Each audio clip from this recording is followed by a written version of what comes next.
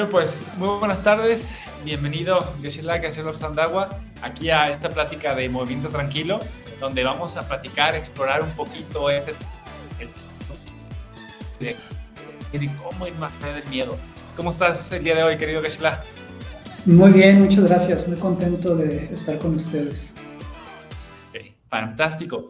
Y pues bueno, la intención o la primera pregunta que se nos viene a la mente, que nos han hecho mucho es, para ti, ¿qué es el miedo? Desde ahí empezamos a entender cómo superarlo. Para ti, ¿cómo lo pudieras definir? ¿Qué es el miedo? Creo que es importante recordar que antes que nada el miedo es un mecanismo de protección. Ok. A veces decimos que quisiéramos vivir sin miedo, pero yo digo, ¿en serio? Hay miedos que nos protegen, ¿no es cierto? Claro. Desde miles de años atrás. Yo creo que hay que diferenciar entre el miedo como un mecanismo de protección, que es importante, parte de ese mecanismo que nos Claro. lleva a sobrevivir, y ya lo que son miedos aflictivos, miedos psicológicos que tienen que ver con ideas erróneas de la realidad. ¿Sí? Entonces, una respuesta, pero también puede ser una respuesta ante un peligro real o imaginario. Por ahí va un poquito la definición acorde al diccionario de la Real Academia Española. Puede surgir con base en un miedo real o un riesgo real o imaginario. Ahí es donde hay un punto importante a tomar en cuenta. Ok, entonces esto que dices es súper interesante porque tenemos miedos reales, donde el miedo, digamos que nos ayuda, por así decirlo, porque si hay miedo, hay algo ahí atrás, y miedos estos imaginarios. En tu experiencia, las pláticas, los talleres que das por todo México y por todo el mundo, ¿qué porcentaje de los miedos que vivimos son estos imaginarios y qué porcentaje son estos miedos, ese león, esa calle oscura, desde tu punto de vista, Geshela? En la vida diaria yo creo que un 99% son riesgos imaginarios que nos llevan a miedos psicológicos y tal vez un 1%, por poner un porcentaje, ¿verdad? Claro. Porque es difícil decir, pero riesgo hay que entender que no quiere decir que no. Una cosa es que pudiera haber un riesgo o algo que funcione alrededor de un mecanismo de protección o en conexión con nuestro instinto de supervivencia, y otra muy diferente es que realmente esté funcionando de manera adecuada. Por ejemplo, es como si yo digo, no quiero salir de mi casa porque me puede pasar algo. Claro. O sea, ¿está funcionando acorde al mecanismo de protección? Sí. De una otra manera, es un miedo que tiene que ver con la preocupación de un riesgo en el sentido de que puede suceder. Sí, pero realmente tiene lógica que no quiera salir de mi casa porque algo me puede pasar. Claro. Entonces, ahí es donde tenemos que también diferenciar miedo, porque es posible que suceda, pues todo puede suceder, ¿verdad? Claro. Y una pregunta, tenemos estos, como tú dices, estos riesgos psicológicos imaginados. Desde tu experiencia, estos irnos inventando miedos, pareciera, y a lo mejor estoy equivocado, que entre más crecemos, más nos vamos inventando estos riesgos, ¿no? Entonces, la pregunta sería, de niños chiquitos, ¿tenemos estos miedos, ya venimos, nacemos así? ¿O más bien es algo que vamos aprendiendo y potencializando? ¿O es algo que ya está en nuestro ADN, por así decirlo? ¿O es algo que se aprende en estos miedos a exagerar esta realidad, por así decirlo? Hay miedos que tenemos ya en nuestro mecanismo, pero que obedecen más al tipo de miedos biológicos en conexión con un mecanismo de protección, y por tanto no van a ser los miedos que van a hacer nuestra vida miserable, ¿verdad? Ya. Ciertos miedos tenemos y de manera natural y los pasamos genéticamente, pero la mayoría de los miedos psicológicos los aprendemos, ¿verdad? Y lo podemos ver, o sea, en nuestra familia, en la sociedad. No hagas esto, no hagas lo otro, te puede pasar porque a tu tía Juanita le sucedió, o a tu primo, ¿no? Entonces vamos aprendiendo también muchos miedos, y también conforme vamos teniendo ciertas expectativas o búsquedas de la felicidad en lo exterior, vamos generando muchos miedos. Yo a veces hago un ejercicio con las personas que se llama algo así como, dime en dónde pones tu expectativa de felicidad y te diré a qué le tienes miedo. ¿Por Ok. qué? Vamos a hacerlo rápidamente, ¿ok? Sí, sí, por favor. Si yo te digo, Dimitri, que para mí la felicidad, no es que lo vaya a decir, como decir, abiertamente, ¿verdad? A veces son Vale. pensamientos o ideas que están en nosotros, de las cuales ni Adentro. siquiera estamos conscientes, pero ahorita lo Claro, verbalizo un poco, pues, para el ejercicio. Si yo claro. tengo la idea, consciente o inconsciente, de que para mí la felicidad está en la juventud, en una imagen o en el simple hecho de ser joven, Claro. ¿a qué crees que le voy a tener miedo? A envejecer, por supuesto. A envejecer. Si Claro. para mí la felicidad representa tener pareja, para mí ser feliz es tener una pareja y no tengo pareja, ¿a qué crees que le voy a tener miedo? A la soledad, totalmente. Y si tengo pareja, ¿a qué crees que le voy a tener miedo? A que se me vaya con otro. Exacto, tal cual, o que se muera o cualquier cosa, ¿me explico? Claro. Entonces, podemos identificar también nuestros miedos cuando interiorizamos y vemos en dónde estoy poniendo mi apuesta de felicidad. También eso nos puede ayudar mucho. Oye, Gisela, esto que acabas de decir se me hace algo súper, súper, súper revelador. Entonces, podemos hacer como una ingeniería a la inversa, decir, oye, ¿qué le tengo miedo? ¿No? Y encontrar en dónde estamos haciendo esa apuesta de felicidad, ¿no? Decir, oye, yo le tengo miedo a, no sé, no poder pagar la renta, ¿no? Entonces, yo creo que la felicidad está en tener trabajo y mucho dinero, por así decirlo. También funciona al revés, pudiera funcionar al revés. También funciona al revés y de hecho en algunos ejercicios lo hacemos al revés ¿Ok? cuando estamos tratando de investigar en dónde ponemos nuestra apuesta de felicidad. A veces empezamos con revisar en dónde están nuestros miedos para Ah, encontrar eso. Cuando claro. quieres encontrar tu miedo, entonces lo haces al revés. Pero un punto importante Sí, de aclarar es que, claro, no tiene nada de malo que, por ejemplo, veas por tu apariencia, por supuesto, el claro. dinero, los bienes materiales, pero una cosa es eso y otra cosa es poner tu expectativa de felicidad en ello, creer que por cierta apariencia o que por tener bienes materiales, entonces ya voy a poder tener una vida de plenitud, de florecimiento, de paz, de tranquilidad, de armonía, lo cual, pues claro que no es así y entonces de ahí vienen muchos miedos psicológicos. Ok, fíjate, qué interesante esto que mencionas. Voy a regresar ahorita a la apuesta de la felicidad, pero primero me gustaría hacerte una pregunta. Algo basado en algo que creo que la mayoría hemos experimentado, ¿no? Supongamos que yo le tengo miedo al tema de el trabajo, quedarme sin trabajo, quedarme sin clientes. Entonces, lo que he experimentado es que se convierte en un patrón. A lo mejor cada domingo me empiezo a poner un poco nervioso y luego cada lunes estoy incómodo y cada que suena mi teléfono, mi WhatsApp o verlo a mi jefe ya genera una incomodidad y ya cuando suena el WhatsApp, aunque no sea mi jefe, yo ya me siento un poco estresado, ¿no? Y supongamos que me doy cuenta de esto y digo, ah, claro, es un miedo psicológico, ¿no? Y aquí lo entiendo muy bien en la cabeza, pero llega otro WhatsApp y aunque lo sé, me sigo sintiendo nervioso. Entonces, ¿cómo se puede hacer para que, aunque sepamos que un miedo es psicológico y no es real, existe alguna manera de poder romper ese hábito, ese patrón o poder cambiarlo? Por supuesto que sí. Todas las aflicciones mentales nos Ajá. dicen algo. De entrada, no todos los miedos son aflictivos. Aflicción Ok. mental, en la tradición budista, significa un evento, Ujú. un estado mental que cuando surge perturba la mente, ¿sí? Ok. De una otra manera, eh, es contrario con una comprensión correcta de la realidad, nubla tu mente de una apreciación adecuada y también genera sufrimiento, genera experiencias pues que van digamos, en dirección opuesta de ese desarrollo interior y demás, como el Ya. odio, como el resentimiento, el apego y demás. Entonces, no todo el miedo es una aflicción mental, hay miedos que simplemente son un mecanismo de protección que bienvenidos, ¿verdad? Si vas a cruzar Claro, una avenida y viene un autobús a toda velocidad y el miedo te dice salta, pues salta, ¿no? Y gracias miedo por estar ahí. claro. Pero, como yo decía, digo, 99% era como para dar a Sí, sí, sí. entender que creo que la gran mayoría de los miedos que tenemos en el día a día realmente son psicológicos y aunque pueden estar conectados con el mecanismo de protección, conectados, no quiere decir que estén funcionando correctamente, como esa idea de no quiero salir de mi casa porque así me protejo, ¿verdad? Pues Claro.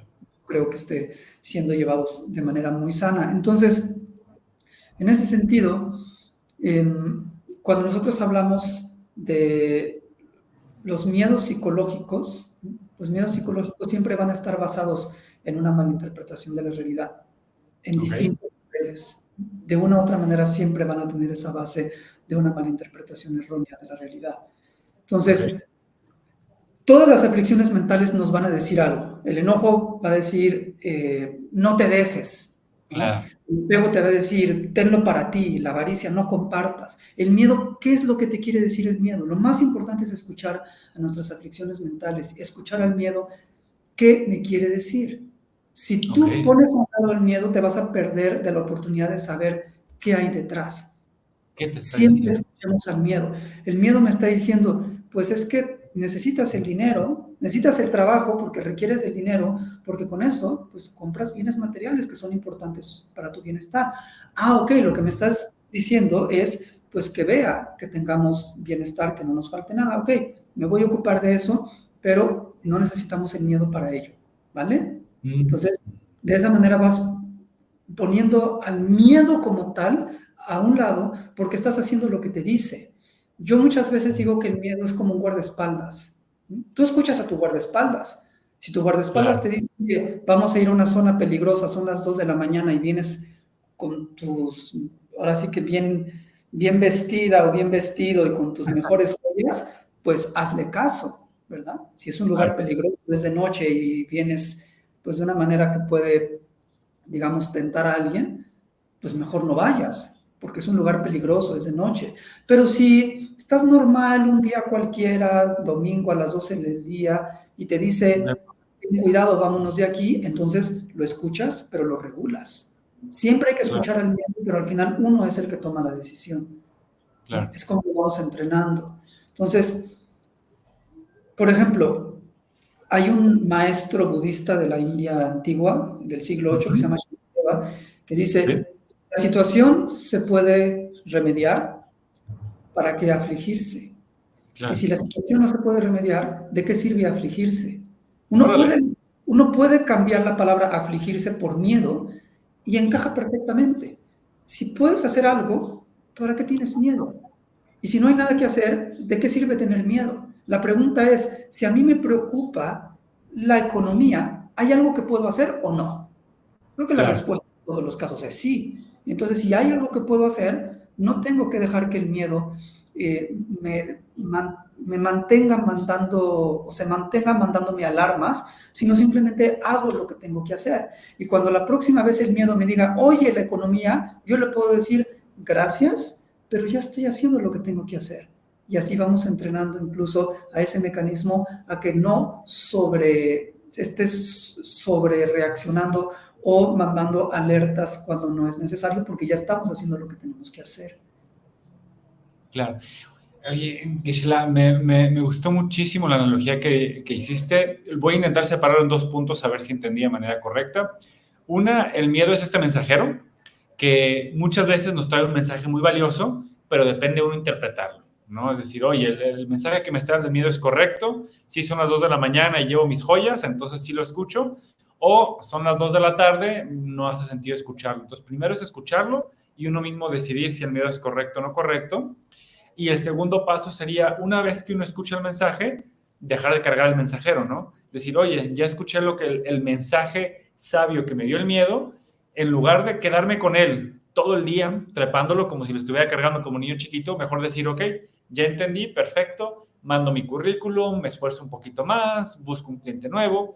Entonces, ya el miedo, en lugar de una barrera, lo podemos transformar en una acción que nos lleve a un resultado positivo. ¿Estoy entendiendo bien? Totalmente. Se trata justamente de eso, Dimitri. Es como un guardaespaldas que cuando nos dice algo, ¿sí? En el primer caso, ¿sí? Le decimos, claro, tienes razón, vámonos de aquí. Pero en el segundo caso es, gracias por decírmelo, reconozco tus buenas intenciones, pero todo está bien. Entonces, vamos entrenando. Yo a veces le digo a la gente que, imagínense que nos ponen a un guardaespaldas con muy buenas intenciones, pero que viene de la era de las cavernas, o sea, literal, viene con su mazo y todo, así, imagínenselo como alguien que viene de la época de las cavernas, y es nuestro guardaespaldas. Sí, Realmente eso es lo que está sucediendo hoy en día. Nuestro guardaespaldas es la parte más primitiva de nuestro cerebro, el cerebro reptiliano, la amígdala, que tiene que ver con todos estos instintos de miedo, de protección, pero que necesita ser entrenado porque el mundo moderno también es muy difícil. Es muy, es claro, muy, es muy difícil a veces de entender lo que está pasando para este mecanismo porque es muy diferente del mundo en el que se gestó. Y aunque claro. el mundo y otras partes de nuestro cerebro, como la corteza frontal, han cambiado mucho a lo largo del tiempo, la parte más primitiva del cerebro, donde están las respuestas de miedo, no ha cambiado básicamente. Entonces, literalmente, nuestro guardaespaldas es un cavernícola. ¿Qué tenemos que hacer? Darle capacitación. ¿Cómo lo capacitamos? Escuchándolo, Claro, pero cuando lo que dice hace sentido, entonces lo hacemos. Pero como tú también bien dices, una vez que lo estamos haciendo, no tiene por qué seguir repitiendo lo mismo, ¿verdad? claro, Ya nos fuimos de esta zona peligrosa, no me lo tienes que seguir repitiendo. Y claro. si lo que dice no tiene sentido, entonces lo acallas, lo acallas, lo acallas y va perdiendo fuerza.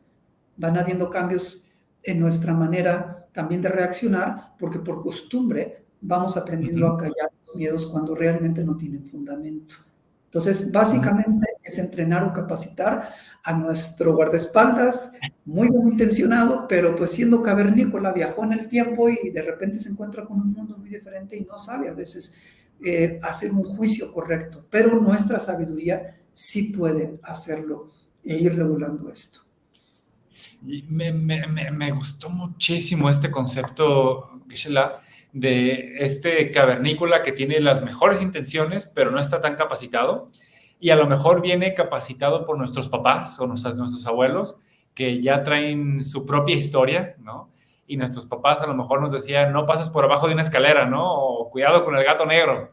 Entonces, este guardaespaldas que nosotros podemos entrenar, me encantó eso, que podemos ir entrenando con nuestra sabiduría para que sea un guardaespaldas moderno, que nos avise cuando hay un peligro, pero cuando no, que no nos estorbe, ¿sí? Entonces, se me hace un concepto que yo jamás he visto el miedo como algo que pudiera funcionarme, sino creo que la mayoría queremos evitarlo, ¿no? Queremos hacerlo a un lado en lugar de experimentarlo y en lugar de que nos lleve a tomar acciones positivas. Ahora, imaginemos que tomamos este miedo, entrenamos a este guardaespaldas poquito a poquito, le vamos diciendo, abajo de las 11 de la noche, de las 10 de la noche, no me asustes, después ponte alerta. Y vamos ahora al tema de la apuesta a la felicidad, ¿no? Si nosotros ponemos esta apuesta de la felicidad, como tú decías, en algo externo, tarde o temprano va a surgir un miedo, ¿no? Y la pregunta que yo me hago es, digo, ok, perfecto, me encantaría poner mi apuesta de felicidad no en algo externo, pero al mismo tiempo necesito comer, necesito un carro, o creo que necesito un carro. Entonces, ¿cómo balanceamos esta parte donde a lo mejor digo, bueno, es que si yo pongo toda mi apuesta de felicidad internamente, pero me quedo sin trabajo, me va a dar mucha hambre, ¿no? Y ser feliz con hambre es complicado. Pero si dejo toda mi apuesta de felicidad en la hamburguesa, pues me voy a hartar de hamburguesas. Entonces, ¿cómo balanceamos estos dos ámbitos, el externo interno, Geshe-la? Claro, sí, de entrada tendríamos que definir a qué nos referimos con felicidad, ¿verdad? Ah, bueno, Eh, claro.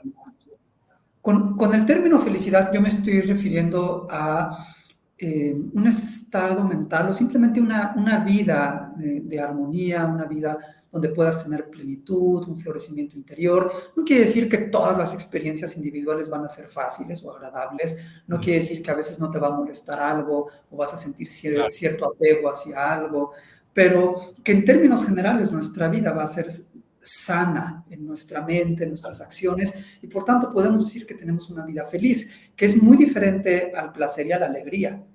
Hay que saber ok, diferenciar entre el placer, la alegría y la felicidad.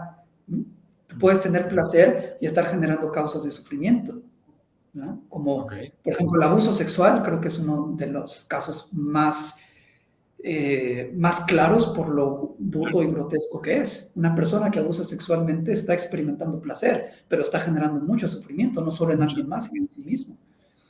claro, También alegrarte del sufrimiento de alguien, pues obviamente esa alegría, puedes decir estoy muy contento, muy contenta porque alguien sufre, pero eso es un estado mental perturbado, ¿verdad? claro, Entonces el placer y la alegría ni siquiera contribuyen necesariamente con la felicidad, pueden a veces llevarte en una dirección opuesta. Aquí lo que estamos claro, hablando es de un bienestar interno, como el concepto que utilizaban los griegos de eutaimonía, que es realmente ese florecimiento interior. No quiere decir que siempre estés contenta, contentos, o siempre alegre o con placer, pero tienes un florecimiento interior que te hace llevar a cabo tu vida de una manera sana y también productiva en muchos sentidos.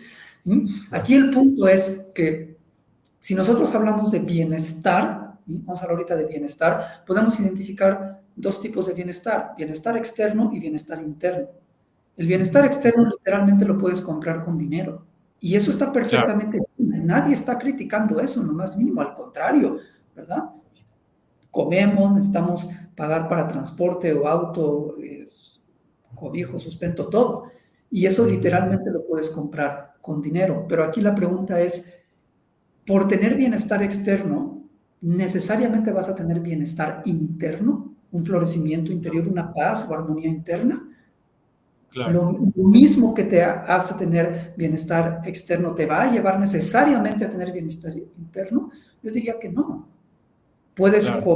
Aunque puedes comprar bienestar externo con dinero, ¿puedes comprar bienestar interno con dinero? No. Entonces, al mismo tiempo que estamos generando causas para bienestar externo, y que es súper importante, que básicamente es hacer dinero, ¿verdad? Claro. O sea, con eso compras comida, sustento y demás. Tenemos que cultivar causas para bienestar interno, que son los valores humanos, como el amor, la compasión, la generosidad, la disciplina ética, la sabiduría y demás.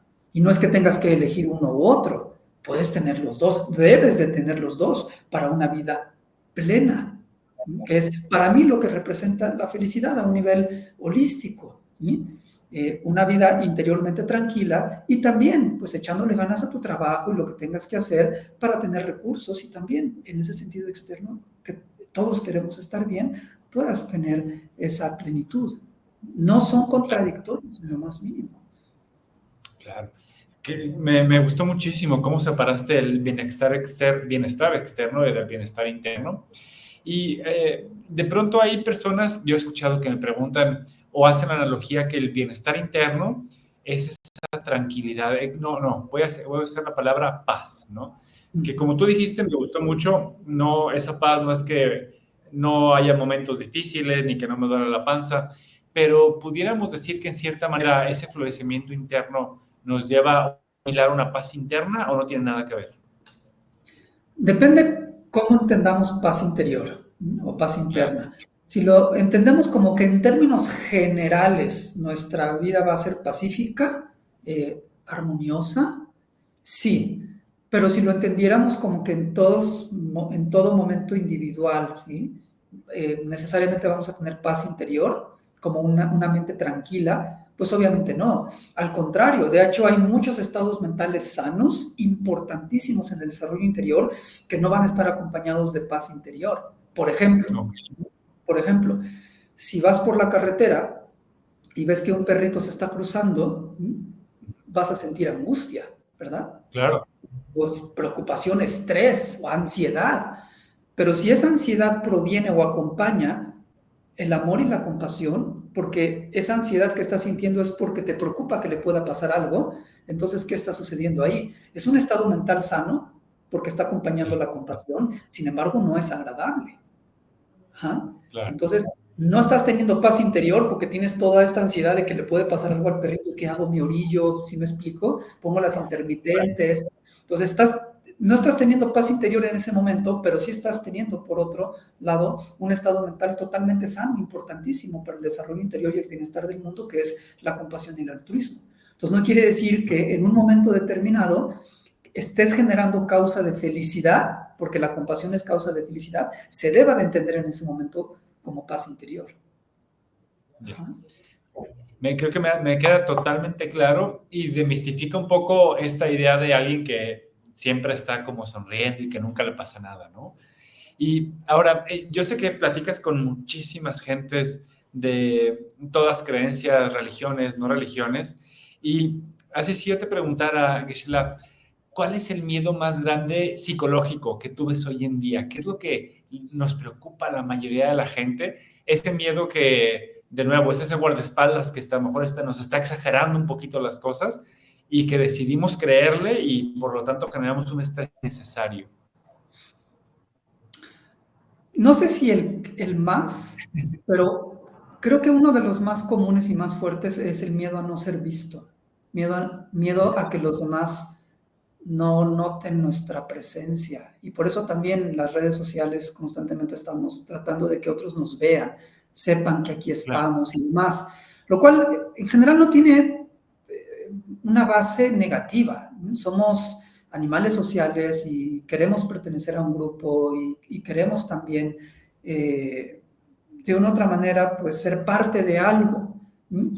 Eso está bien en cierto sentido, pero también hay que tener cuidado porque cuando se convierte en una obsesión de que querer ser el centro de atención, que los demás me vean, que los demás me reconozcan, ¿sí me explico? Que a los demás les Claro. agrade, también puede tener que ver con una actitud autocentrada en la cual estoy viendo por mí, que me vean, que me noten. ¿Sí? Como esa idea de quiero tener pareja porque quiero encontrar a alguien especial que me ame, me cuide, me comprenda, me lleve, me compra, me. Entonces, pues parece que lo que quieres es alguien que te sirva, ¿me explico?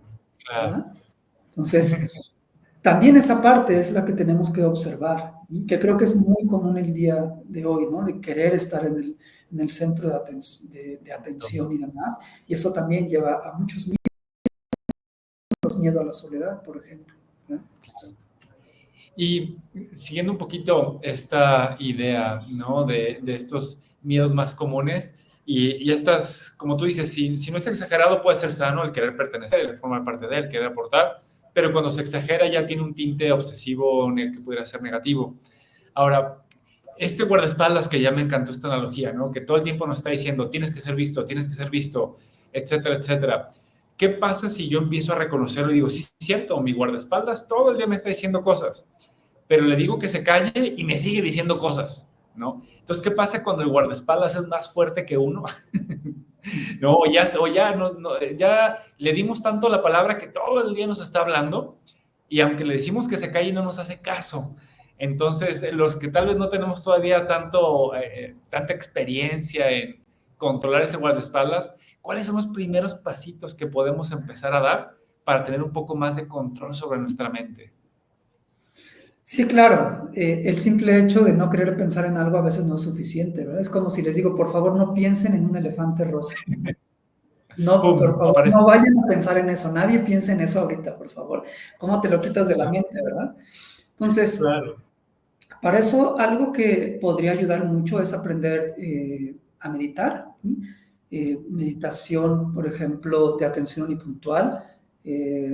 Pues técnicas que puedan aprender, obviamente, de personas o asociaciones serias, donde nos ayudan a enfocar nuestra mente, por ejemplo, nuestra atención en la respiración, técnicas de mindfulness o atención plena, que nos van a permitir justamente decidir en dónde colocar mi atención y Ujú. lograr que permanezca ahí, de tal manera que al final yo soy quien va a decidir hacia dónde dirijo mi atención y en dónde la dejo.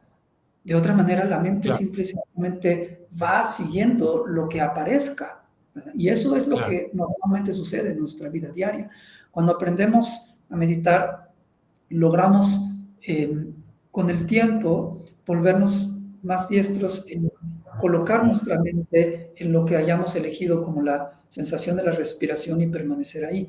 De hecho, colocar la atención en la respiración es un gran salvavidas emocional y nos ayuda a mantenernos más en el aquí y ahora, previniendo también aflicciones mentales o estados mentales aflictivos, que aunque no siempre lo son, como ya dije, sí en muchas ocasiones pueden llegar a serlo, como el miedo, como el estrés o como ansiedad. Entonces, entre más claro, estás en el aquí y ahora, más puedes prevenir esos estados y además también dirigir tu mente a pensamientos o emociones más sanos, claro.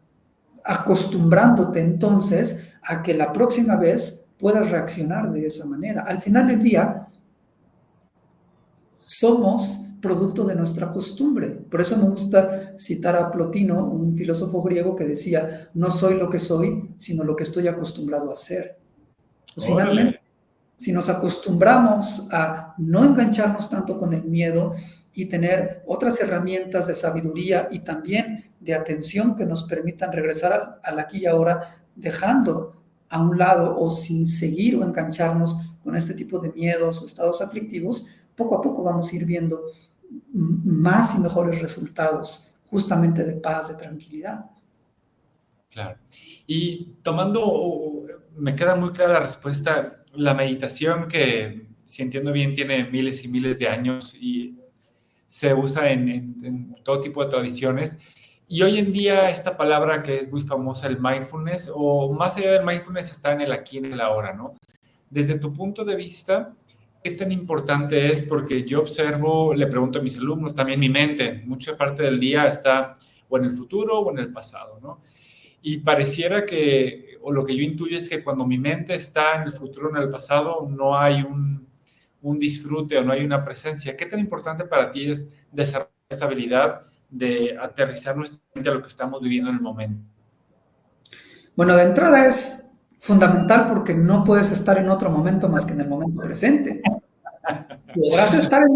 Podrás estar pensando en el pasado, pero no es que estés en el pasado. Podrás estar planeando algo a futuro, pero aunque pienses en el pasado o en el futuro, siempre estás en el aquí y ahora. Sí. Así es que, Sí. por lógica, es fundamental estar en el aquí y ahora. Por otro lado, a veces se llega a decir que la meditación o el mindfulness es no pensar en el pasado ni en el futuro, ¿sí? Con lo cual yo no estoy de acuerdo. ¿Sí? Parte importante de nuestro desarrollo interior tiene que ver con a veces pensar en el pasado o en el futuro, por supuesto, incluso para perdonar, para trabajar con el resentimiento, con el despecho o con la culpa, necesitas voltear hacia el pasado. Y también para hacer proyectos, planes que tengan que ver con el bienestar externo o interno, necesitamos ver hacia el futuro. O sea, que ver hacia el pasado y hacia el futuro no tiene absolutamente nada de malo. Aquí lo importante son dos cosas. ¿Qué tanto lo hago y de qué manera? Ya. ¿Eh? Porque si estoy todo el tiempo pensando en el pasado y en el futuro, es demasiado. Y Claro. también si lo estoy haciendo de manera inadecuada, no nos va a llevar a un buen resultado. Ejemplo, si yo de vez en cuando pienso en el pasado, incluso en lo que me sucedió, pero eso me ayuda a perdonar, a trabajar con la culpa y demás, entonces qué bueno, porque lo hago de vez en cuando y de manera adecuada. A diferencia de que todo el tiempo estén pensando en alguien que me lastimó y entonces estoy enganchado en resentimiento. Es excesivo en tiempo e inadecuado en forma. Ajá. De la misma manera hacia el futuro, ¿verdad? Una cosa es planear y otra cosa es que tu mente todo el tiempo esté en el futuro. Entonces, tiene que ver con saber regular la cantidad y la calidad en la que estamos pensando en el pasado o en el futuro, más que no abordarlos. Y también la manera en la que nos involucramos en el presente, por supuesto. Pero que sea de una manera sana. Ahora, para ahí ya terminando, y sé que tu tiempo es muy valioso, querido Geshe-la, una pregunta, bueno, voy a hacer 3 preguntas más. La primera es, a ti, en tu día a día, ¿qué práctica, qué pensamiento, qué acción te hace sentir tranquilo? ¿Cuál es la base en la que tú, ahora sí que construyes tu tranquilidad? Yo creo que parte importante de construir la tranquilidad, ¿Sí? y sé que lo que voy a decir puede incitar la ansiedad si no se entiende correctamente, pero es saber que probablemente es tu último día de vida. Claro. En la tradición budista es una de las meditaciones más importantes. Por eso Buda dijo que de todas las huellas, la del elefante es la más grande, y de todas las meditaciones, la de la transitoriedad y la muerte es la más grande. Entonces, si lo haces de manera adecuada, el pensar que puede ser tu último día de vida, en lugar de llenarte de ansiedad, te puede llenar de Paz. plenitud, de paz, de decir, este es el día que tengo para ser una mejor persona, este es el día que tengo para perdonar, para pedir perdón, para perdonarme, para no echarme tanto de las cosas ni estresarme, y realmente es de mucha ayuda. Yo en mi vida lo encuentro de mucha utilidad. Fantástico. Me encantó, me encantó. Y estoy totalmente de acuerdo que es liberador el decir, y nos permite mucho enfocarnos en bueno, lo que voy a hacer el día de hoy, qué puedo hacer con este día de hoy, que nunca se va a repetir y puede ser el último, ¿no? Ahora, mi siguiente pregunta es, todas estas cosas que nos has compartido, todo este entrenamiento, no sé si puedes compartirnos un poquito de tu historia, dónde aprendiste todo esto. Tienes mucha claridad en cómo expresas las cosas. Y ahora sí que un poquito de dónde viene Geshe-lo Sandawa, dónde estudiaste, qué estudiaste, lo aprendiste tú solo, viste videos de YouTube, tuviste un maestro, o de dónde viene toda esta sabiduría que nos estás compartiendo, Geshe-la. Básicamente mi formación ha sido en el budismo en general, pero más particularmente en la rama del budismo tibetano. Yo fui monje budista por 15 años y estudié en la Universidad Monástica de Drepung Loseling, que originalmente estaba en Lhasa, en Tíbet. Fue un monasterio fundado en 1416, que después se restableció en la India en el exilio, y ahí es donde estudié en esta institución, me gradué como Geshe, y pues básicamente lo que yo comparto es fundamentado en la filosofía budista, pero también lo que he aprendido, que me gusta leer sobre ciencias evolutivas o sobre psicología, también es pues lo que obviamente uno va pensando o adquiriendo como experiencia a lo largo de la vida, pero básicamente como estructura pues es la filosofía budista la que es la base de lo que planteo. Hace poco publiqué un libro que se llama Cómo vivir sin miedo, y justamente en ese libro, digamos que está la base y la estructura de la filosofía budista, pero con toda una investigación sobre ciencias evolutivas y demás, para tocar el tema del miedo con la ayuda de la psicología budista o la filosofía budista, pero pues digamos en un sentido totalmente universal, secular, es decir, secular como no religioso, para cualquier persona que le pueda ayudar. Entonces, como que esa es la base, tampoco esa integración es lo que planteo, sobre todo en este tema del miedo. Es mucho de lo que me ha gustado investigar también, con apoyo de cómo funciona el miedo evolutivamente y cómo se conecta con las explicaciones de la filosofía budista.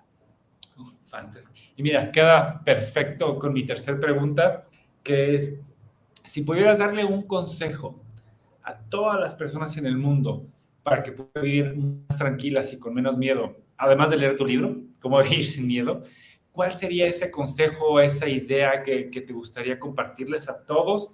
Ese primer paso o esa base para que todos pudiéramos movernos hacia una vida más tranquila, más en paz, más sana, más compasiva, más amorosa y con menos miedo. Para mí, la causa principal del miedo es la ignorancia, es la malinterpretación de la realidad. Mientras tengamos malinterpretaciones de la realidad, vamos a tener miedo. Podemos tener malinterpretaciones de la realidad a diferentes niveles. ¿Por qué le tenemos miedo a los ratones, por ejemplo? O sea, ¿qué te puede hacer un ratoncito? ¿Me explico? Honestamente, que te vaya a saltar a la yugular y te vaya a encajar unos colmillos. Entonces, es entender, tratar de desarrollar un conocimiento de qué es un ratoncito, qué es capaz de hacer, por qué le tengo miedo. A lo mejor, ¿cómo aprendí a tenerles miedo? ¿Verdad? Que probablemente nací con miedo. Claro que hay miedos más innatos y hay otros miedos aprendidos. No nacemos teniéndole miedo a las bicicletas, pero tú te desbarrancaste en una bicicleta, entonces tú aprendes a tener miedo. O si tu primo se desbarrancó en una bicicleta, aunque a ti no te haya pasado nada, puedes también aprender miedo por la experiencia de alguien más. Entonces, conocer mejor nuestra mente.